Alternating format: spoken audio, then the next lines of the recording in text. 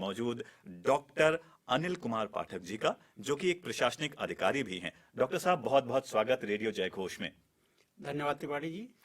Doctor साहब, जैसा कि हमें जो आपके बारे में जानकारी है, आप एक प्रशासनिक अधिकारी तो हैं ही, लेकिन उसके साथ साथ आपके मन में कहीं ना कहीं भावनाएं हैं, संवेदनाएं हैं, जिसके चलते जन्म होता है एक कलमकार का।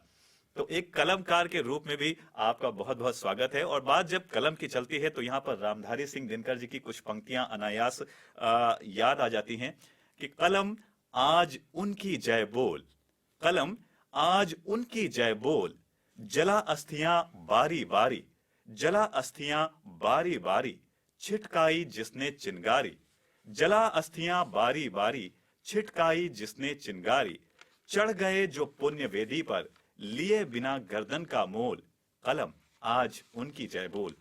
और डॉक्टर साहब, ये पंक्तियां अनायास आपको देख के इसलिए याद आई क्योंकि इन दिनों आजादी का अमृत महोत्सव चल रहा है, और आजादी के अमृत महोत्सव में हम अपने उन वीर शहीदों को, उन रणबांकुरों को याद करते हैं जिन्होंने देश की आजादी के लिए बहुत संघर्ष किया। आप भी एक कलमकार हैं, और एक कलमकार के नजरिए से कैसे देखते हैं आप इस पूरे अमृत महोत्सव को लेकर के, आपका क्या सोचना है? देखिए, आपने त्रिपाठी जी सबसे पहले शुरुआत की भावनाओं की और संवेदनाओं की जी। तो कोई भी मनुष्य ऐसा नहीं है जिसके अंदर भावनाएं और संवेदनाएं नहीं है जी।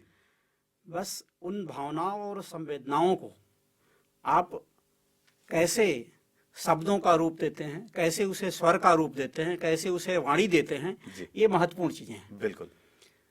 और एक मनुष्य संवेदनशील व्यक्तित्व होता है, विवेकशील व्यक्तित्व होता है, और अपने जीवन यात्रा में जन्म से लेकर के जैसे जैसे ही उसका विकास होता है, उसमें तमाम चीज़ें सीखने को, तमाम उसके पास अनुभव आते हैं, तो सारी चीज़ों को जो संग्रहित करता है और अपने उन भावनाओं और संवेदनाओं को और लोगों से भी जोड़ता है जी।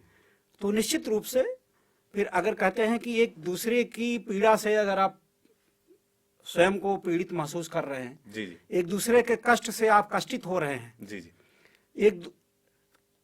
एक दूसरे की जो कमी है किसी के अंदर, अभाव में जी रहा है, उसके अभाव को महसूस करके उस अभाव की आप पूर्ति करते हैं जी, तो निश्चित रूप से आपके अंदर वो चीजें जगेंगी, आएंगी, और फिर वही अगर आपने उन्हें शब्दों में ढाल दिया तो फिर कविता के रूप में, कहानी के रूप में, नाटक के रूप में, या जो विविध विधाएं हैं साहित्य की, जी जी, उसके रूप में आएंगी।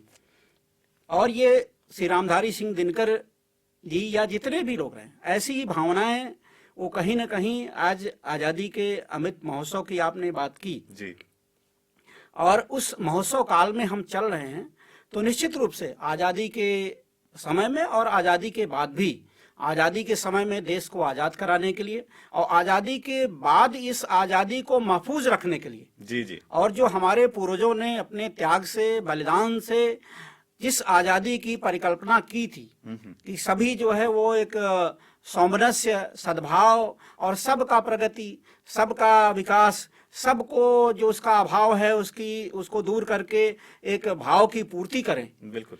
तो निश्चित रूप से बाद के भी साहित्यकारों ने, कुछ ऐसे थे जो आज़ादी के समय में थे, संघर्षों में भी थे, उसके बाद भी, आज़ादी के बाद भी हमारे बीच में रहे, और कुछ ऐसे हैं जो आज़ादी के बाद भी उनका जन्म हुआ लेकिन कहीं न कहीं उनको प्रेरणा और भावना वो हमारे उन पूर्व के साहित्यकारों से जो आज़ादी के दौरान थे, पूर्वजों से, और प्राप्त हुई। आज भी वो भाव और वो रचनाएं उस रूप में चल रही हैं। जी जी जी, आपने साहित्यकारों की बात करी, कुछ पिछले दौर की भी बात करी आपने, तो उस दौर के जो रचनाकार थे, आप खुद भी एक रचनाकार हैं, साहित्यकार हैं, तो आप आज़ादी के पहले जिन्होंने आज़ादी के लिए कितना कुछ योगदान दिया अपनी कलम के माध्यम से, लोगों में अपनी ऐसी रचनाएं लिखी कि लोगों में बिल्कुल नई चेतना जागृत हो गई, तो उस दौर के कलमकारों के बारे में आपका क्या सोचना है? उन जो कलम के सिपाही थे उस दौर के, उनके बारे में आपका क्या सोचना है? देखिए, आज़ादी या स्वतंत्रता का भाव हर व्यक्ति के अंदर होता है जी। हर व्यक्ति ही नहीं कहते, हम तो कहते हैं कि जो भी प्राणी है, हर प्राणी स्वतंत्रता चाहता है। वो चाहता है कि उसको कहीं किसी बंधन में न रहे जी। और निश्चित रूप से कहीं कहीं कोई व्यक्ति मुखर होता है, कोई व्यक्ति मुखर नहीं होता, और उस आजादी के स्वतंत्रता के भाव को अपने अंदर ही दबा देता है। जी जी। लेकिन अगर हम आजादी के उस संघर्ष और इतिहास की ओर जाएं तो सबसे पहले हमें, अगर हम एक वर्ष के हिसाब से चलें तो ये ऐसा नहीं, भाव पहले भी था लेकिन उसको एक नई दशा और दिशा हमें मिली 1857 के प्रथम स्वतंत्रता संग्राम में, बिल्कुल, जिसने कि संपूर्ण असंगठित भारत को संगठित किया, राष्ट्रीय भावना से, राष्ट्रीय एकता की भावना को प्रेरित करके। और भले हमें उस समय स्वतंत्रता नहीं प्राप्त हुआ, सफलता नहीं मिली, लेकिन जो हमारे उस समय अमिट नायक और अमिट चरित्र थे, उदाहरण के लिए अगर हम कहें कि रानी लक्ष्मीबाई, तो रानी लक्ष्मीबाई जी उन लाखों करोड़ों भारतीयों के लिए प्रेरणा का स्रोत बनी। बिल्कुल। और उन्होंने जो हमारी स्वतंत्रता की, आजादी की भावना तमाम लोगों के अंदर जो अंदर थी जी, क्योंकि ये भावना तो एक अंतर्भूत है, अपने अंदर एक स्वाभाविक रूप से सबके अंदर है, बिल्कुल, लेकिन उसको बाहर ले आना और ले आकर के सबको एक सूत्र में पिरोना, बांधना, तो वो जो एकता का भाव जगह जगह से वहां से चला। जैसा कि उस समय सुभद्रा कुमारी चौहान जी ने लिखा कि बुंदेले हर बोलों के मुंह हमने सुनी कहानी थी, खूब लड़ी मर्दानी वह तो झांसी वाली रानी थी। लेकिन उसको आप रचना को पढ़ें तो अंत में उन्होंने एक बहुत मार्मिक चीज लिखी है। जी, जी, जी। उसको आप अगर ध्यान देंगे तो कैसे क्या उन्होंने लिखा कि रानी से भी अधिक हमें अब, रानी से भी अधिक हमें अब यह समाधि है प्यारी, क्या बात, यहाँ निहित है स्वतंत्रता की आशा की चिंगारी। क्या बात। मतलब ये कहीं न कहीं रानी लक्ष्मीबाई जी हमारी प्रेरणा रही, करोड़ों लोगों की प्रेरणा रही जो आजादी के दीवाने थे, आजादी के मतवाले थे, आजादी के लिए जिन्होंने संघर्ष किया, त्याग किया, बलिदान किया। लेकिन उनकी प्रेरणा उस समाधि ने दी। बिल्कुल, जनश्रुतियों ने जो उनकी कथाएं जगह जगह चली, उनके बलिदान की जो गाथा लोगों ने सुनी और सुनाई, उससे ज्यादा उस समाधि को जिसने देखा वहां से उसने प्रेरणा ली। क्या बात। ये ऐसा नेतृत्व हमारा जो जिसने सब कुछ त्याग दिया उस स्वतंत्रता के लिए। बिल्कुल। तो कहीं ना कहीं ये स्वतंत्रता की परंपरा बहुत असंख्य नाम है जो वहां से चले और फिर आगे धीरे धीरे वो भावना इतनी बढ़ी कि हमें उसकी जो परिणत हुई वो 15 अगस्त 1947 को जो हम पूर्ण रूप से स्वतंत्र हो गए। बड़ी अच्छी बात आपने बताई, खासकर जो आपने पंक्तियां जो लास्ट में कही और उनमें एक आशा की बात बताई, वो अपने आप में वाकई में हम सब के लिए कहीं ना कहीं एक आशा छोड़ जाती हैं। ऐसी चीजें हमें एक राह दिखाती हैं, कुछ उम्मीद जगाती हैं। तो यहाँ पर हम, आप कवि मन हैं, कवि हृदय हैं, तो यहाँ पर मुझे लगता है पंक्तियों की बात चली है, बात हमारे इस अमृत महोत्सव की चली है, तो मुझे लगता है कि शायद इस मौके पर कुछ पंक्तियां आपकी भी, अगर हमारे जो भी साथी हमें सुन रहे हैं, देख रहे हैं, उनके बीच अगर आपकी कुछ पंक्तियां भी पहुंचेंगी तो ये शायद और कहते हैं ना, बिल्कुल समयानुसार होगा और ज्यादा बेहतर होगा। तो हम जरूर चाहेंगे कि आप अपनी कुछ पंक्तियां इस मौके पर कहें। मैं उन पंक्तियों को अभी थोड़ी देर में स्मरण कर लूं, क्योंकि यहाँ पर मैं नहीं लाया हूँ, लेकिन मैं अभी थोड़ी देर में बता दूं, तब तक और कोई चर्चा कर लेते हैं। बिल्कुल, हम लोग अमृत महोत्सव से जुड़े हुए हैं, स्वतंत्रता के अमृत महोत्सव से, और इस दौरान हमारे माननीय प्रधानमंत्री नरेंद्र मोदी जी ने आह्वान किया है, हर घर तिरंगा फहराया जाए। तो ये तिरंगा फहराया जाए, हमारे प्रदेश के माननीय मुख्यमंत्री योगी आदित्यनाथ जी भी पूरी तरह से, उनके निर्देशन में ये अभियान जोर पकड़ रहा है। जगह जगह लोग चाहते हैं कि हम इस अभियान से जुड़ें। आप एक प्रशासनिक अधिकारी भी हैं और कवि हृदय भी हैं, तो आप इस हर घर तिरंगा अभियान में कैसे देखते हैं कि ये कैसे आगे बढ़े, कैसे और पुष्पित पल्लवित हो ये अभियान, कैसे इसकी जो पहुंच है वो और ज्यादा से ज्यादा लोगों तक पहुंचे और लोग इसके मर्म को समझें? देखिए, तिरंगा प्रत्येक राष्ट्र का, प्रत्येक देश का, उसके कुछ प्रतीक होते हैं जी, और वो प्रतीक स्वतंत्रता से पहले, स्वतंत्रता के बाद भी जी, जो हमेशा हमें प्रेरित करते रहते हैं। तो तिरंगा हमारे राष्ट्रीयता का, हमारे देश प्रेम का एक प्रतीक है जी। और यह तिरंगा हमने आजादी से पहले ही अब उसको आत्मसात किया, उसको अपनाया, और रावी के तट की वो प्रतिज्ञा की याद दिलाता है हमको तिरंगा। बिल्कुल। और उस तिरंगे के जो 3 रंग हैं और तिरंगे के मध्य में जो श्वेत पट्टिका पर नीले रंग का चक्र बना हुआ है, जी, जी। इस सब की एक अलग अलग भूमिका है और वो कहीं न कहीं किसी चीज की ओर संकेत करता है। संकेत।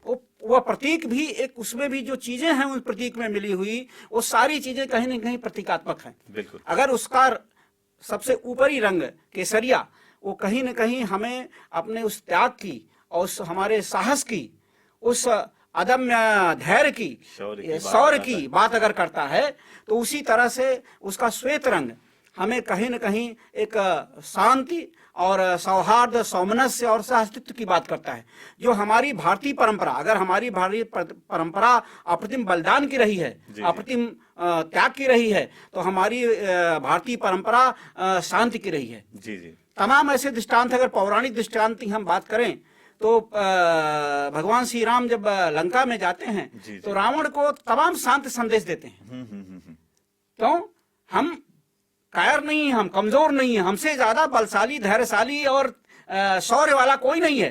फिर भी हमारे अंदर वो शांति का भाव है कि हम आवश्यक रूप से किसी से कोई भी शत्रुता या वैर या लड़ाई नहीं रखना चाहते। बिल्कुल। और इसीलिए बार बार उन्होंने अपना दूत भेजा कि भाई हम ऐसे देश के, ऐसे राष्ट्र के हैं जहां की शांति को बहुत हम सर्वोच्च महत्ता देते हैं, मैत्री को हम पूरा महत्ता देते हैं, और उसके लिए हम अपनी जान भी न्यौछावर कर देते हैं। बिल्कुल।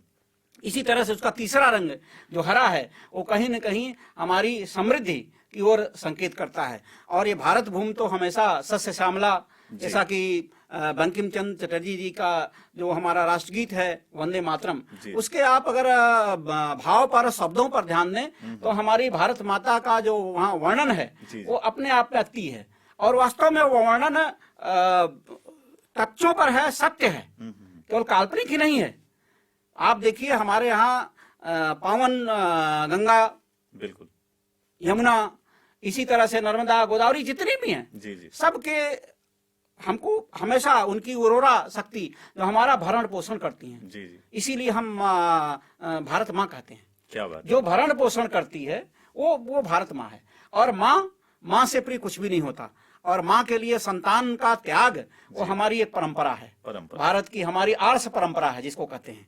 तो हम कहीं भी और उसी आर्ष परंपरा को संतान के अपने दायित्वों का निर्वहन करते हुए आजादी की लड़ाई में हम लोगों ने, हमारे पूर्वजों ने सब कुछ न्यौछावर कर दिया। उन्होंने कुछ भी नहीं सोचा। उन्होंने कहा कि अगर माँ मेरा जन्म हो तो बार बार इसी धरा पर हो, और मैं बार बार अगर बलिदान देने का मौका मुझे मिलेगा तो मैं तुम्हारे लिए बार बार बलिदान दूंगा। और उन्होंने इसीलिए चैलेंज किया उसमें ब्रिटानी हुकूमत को कि मरते रोशन बिस्मिल लहरी, बिल्कुल, मरते रोशन बिस्मिल लहरी, अस्पाक अत्याचार से होंगे पैदा सैकड़ों इनके रुधिर की धार से। क्या बात है, क्या बात है। बड़ी अच्छी बात आपने कही। जो पुरानी पंक्तियां थी वो आपने याद दिलाई जो उस समय क्रांतिकारियों में प्रचलित थी। बात आपने क्रांतिकारियों की तो यहाँ पर एक बात फिर निकल के आती है कि आजादी को पाने में जो उस दौर के कलमकार थे, जो साहित्यकार थे, उनके योगदान को आप कैसे देखते हैं? देखिए, हम केवल ये नहीं कहेंगे, अगर ये कह देते हैं केवल साहित्य के माध्यम से योगदान दिया तो शायद उनकी भूमिका या उनके त्याग को हम सीमित और संकुचित कर रहे हैं। बिल्कुल, क्योंकि अगर प्रयास तो सबका मिला जुला था, क्रांतिकारी अपनी गतिविधियों में लगे थे। अगर महात्मा गांधी जी स्वयं साहित्यकार थे। जी जी जी जी। उन्होंने अपनी पत्र पत्रिकाओं के माध्यम से तमाम चीजों को, ऐसी बातों को जो ब्रिटिश हुकूमत ने हमारे भारतीयों पर थोप रखा था, जैसे आप अगर नमक सत्याग्रह उन्होंने किया, या जो नील क्रांति है, नीलहों पे जो अत्याचार चल रहा था, असहयोग आंदोलन उसके पहले हुआ, तो कहीं न कहीं उन्होंने अपने संपादकीय में और जगह जगह जा करके किया। उसी तरह से अनेक साहित्यकार, जैसे अगर हम आप उस समय के साहित्यकार की बात करें, माखनलाल चतुर्वेदी जी, जी जी, जिनके गीत में, जिनके कविताओं में आप देखेंगे कि पूरा एकदम देश प्रेम भरा हुआ है। और यहाँ तक नहीं, उनके पुष्प की भी अभिलाषा है कि चाह नहीं मैं सुरबाला के गहनों में गूथा जाऊं। तो ये बड़ी लास्ट वो जो पुष्प की क्या अभिलाषा है कि मुझे तोड़ लेना बनमाली, उस पथ में देना तुम फेंक, मातृभूमि पर शीश चढ़ाने, जिस पथ जावे वीर अनेक, जिस पथ जावे वीर अनेक। मतलब उसकी अभिलाषा है कि ठीक है, हमारी आध्यात्मिक परंपरा है, हम देवों पे भी हमारी आस्था है, उन पर भी है, लेकिन पुष्प कहता है कि हमें वरीयता अगर देनी है भैया, तो मुझे अपने जो अमर शहीद हैं, उन जिस जहां जा रहे हैं वो माँ की रक्षा के लिए, माँ के लिए अपना त्याग और बलिदान करने, उस रास्ते पर फेंक देना। उस रास्ते पर फेंक देना, बिल्कुल सही बात है। इसी तरह से बालकृष्ण शर्मा नवीन जी ये ऐसा नहीं केवल उन्होंने रचना, बल्कि वो स्वयं जेल में गए। माखनलाल चतुर्वेदी जी, उन्होंने जेल में यातना सही। बिल्कुल। अगर आप पत्रकारिता की बात करते हैं, गणेश शंकर विद्यार्थी जी, तो बहुत से ऐसे लोग हैं जिनकी भूमिकाएं केवल लेखन तक नहीं, लेखन से तो अपने संपादकीय से, अपने कविताओं से, अपने नाटक से उन्होंने लोगों को प्रेरित किया, लोगों के अंदर राष्ट्र प्रेम की भावनाओं का जागरण किया। मैंने पहले भी कहा कि राष्ट्र प्रेम की भावनाएं सबके अंदर हैं, लेकिन उसको सही दिशा देने वाला नहीं, उसको नेतृत्व देने वाला नहीं। बिल्कुल। किसी भी व्यक्ति का, जो हमारे स्वतंत्रता संग्राम, हमारे जितने भी पूर्वज हैं, चाहे जिस भी स्तर पर होंगे, किसी के भी बलिदान को कम और ज्यादा उसकी तुलना नहीं की जा सकती। जी। लेकिन भीड़ कभी अपना नेतृत्व नहीं करता, भीड़ को भी नेतृत्व चाहिए। तभी आप एक सही दिशा में, क्योंकि हमारा लक्ष्य था स्वतंत्रता की प्राप्ति तत्समय, और स्वतंत्रता के प्राप्ति के बाद हमारा लक्ष्य है कि भारत को सर्वोच्च शिखर, ऊंचाई, विकास के, प्रगति के सर्वोच्च शिखर पर ले जाएं। जी। तो उसी लिए जरूरत थी नेतृत्व की, जिसको समय समय पर विभिन्न लोगों ने नेतृत्व दिया। जी। और स्वतंत्रता के बाद भी आज भी हमें अच्छा नेतृत्व मिल रहा है, जो कहीं न कहीं भारत को शीर्ष पर, ऊंचाइयों पर ले जा रहा है। तो उस समय आह्वान, जो अभी आपने दिनकर जी की पंक्तियों की बात की, उस समय भी बालकृष्ण शर्मा ने, नवीन जी ने लिखा था आह्वान लोगों को भी किया। उन्होंने आह्वान किया मजदूरों और किसानों को, जिसमें उन्होंने कहा मजदूरों और किसानों को कि किसानों का आह्वान करते, हाँ, किसानों और मजदूरों का आह्वान करते हुए कहा कि किसका साहस है कि रख सके तुमको यूं चिरबंधन में। किसका साहस है कि रख सके तुमको यूं चिरबंधन में, स्वयं मुक्ति ही नाच रही सदा तुम्हारे स्पंदन में, और तुम में विप्लव अंतर्हित है जैसे ज्वाला चंदन में, टेर रहा है तुम्हें विश्व है ओ जग के बलवान, उठो उठो उठो ओ नंगो भूखो ओ मजदूर किसान उठो। क्या बात। लेकिन यही नहीं, किसानों और मजदूरों का नहीं, बल्कि उन्होंने उन कलमकारों और रचनाकारों को भी प्रेरित किया और कहा कि कभी कुछ ऐसी तान सुनाओ, कभी कुछ ऐसी तान सुनाओ जिससे उथल पुथल मच जाए, एक हिलोर इधर से आए, एक हिलोर उधर से आए। बिल्कुल। तो ये वाकई में रचना धर्मिता थी उस दौर के रचनाकारों की, जिनकी आपने बात की, उस पर आपने प्रकाश डाला। और अब आप चलते चलते, हमारा समय अब धीरे धीरे कार्यक्रम का खत्म हो रहा है, तो हम चाहते हैं चलते चलते जो हमारे साथी इस वक्त देख रहे हैं, सुन रहे हैं, उनके लिए आप क्या कहना चाहेंगे? हर घर तिरंगा अभियान चल रहा है, आजादी का अमृत महोत्सव चल रहा है, तो इससे जुड़ते हुए आप क्या कहना चाहेंगे? और चाहूंगा कि अगर आपको कुछ पंक्तियां याद हों जो आपकी स्वरचित हों, तो वो भी आप इस मौके पर अगर चलते चलते कह दें तो बड़ा अच्छा होगा। देखिए, तिरंगा का संबंध जी हमारी पूरी स्वतंत्रता संघर्ष की शुरुआत से लेकर के और आज भी वो बना हुआ है। बिल्कुल। तो निश्चित रूप से कहीं न कहीं हमारे मान का, सम्मान का, स्वाभिमान का प्रतीक है। और मान, स्वाभिमान, सम्मान की रक्षा के लिए जरूरी है कि उसको उसी सम्मान के साथ, उसी गौरव के साथ अपने भाल पर हम फहराएंगे। हम तो कहते हैं घर घर तो फहराइए, भाल पर फहराएंगे। क्या बात। और कभी भी न झुकने देंगे, कभी उसको न रुकने देंगे, हमेशा। कई बातें जो हम लोगों से अपेक्षा कर रहे हैं, चाह रहे हैं या अनुरोध कर रहे हैं, इन पंक्तियों में अभी आपने जो चर्चा की, मुझे कुछ पंक्तियां मिल गई हैं जो मैं आपको बता रहा हूँ कि पावन भारत भूमि की है निशानी ये तिरंगा, पावन भारत भूमि की है निशानी ये तिरंगा, देश के रणबांकुरों की कहता कहानी ये तिरंगा। क्या बात। देश के रणबांकुरों की कहता कहानी ये तिरंगा। लहरे सदा प्रण है यही सबका दुलारा ये तिरंगा, और लहरे सदा ब्रह्मांड में प्राणों से प्यारा ये तिरंगा। वाह, बहुत सुंदर। कि रावी तट की दृढ़ प्रतिज्ञा कह रहा है ये तिरंगा, रावी तट की दृढ़ प्रतिज्ञा कह रहा है ये तिरंगा, गाथा महासंग्राम की कह रहा है ये तिरंगा, सफर अपने कथा की कह रहा है ये तिरंगा, और कितना मनमोहक लगे सबसे न्यारा ये तिरंगा। वाह। लहरे सदा ब्रह्मांड में प्राणों से प्यारा ये तिरंगा। क्या बात। देखिए, अब इसके 3 जो रंग हैं उसका प्रतीक किस रूप में प्रयोग हुआ है। देखिए कि साहस, शांति, समृद्धि का प्रतीक अपना ये तिरंगा। क्या बात। साहस, शांति, समृद्धि का प्रतीक अपना ये तिरंगा, और प्रगति पथ पर अग्रसर, जो चक्र है, प्रगति पथ पर अग्रसर, निर्भीक अपना ये तिरंगा, निर्भीक अपना ये तिरंगा। वाह।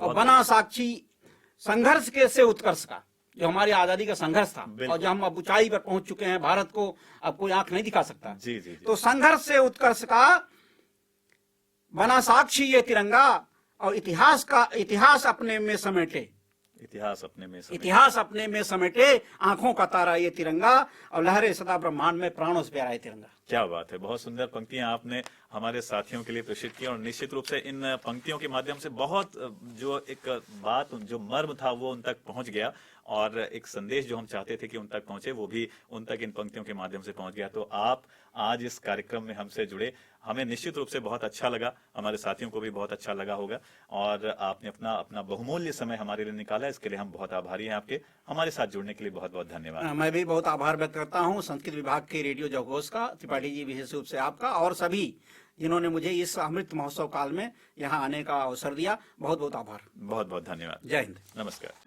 जय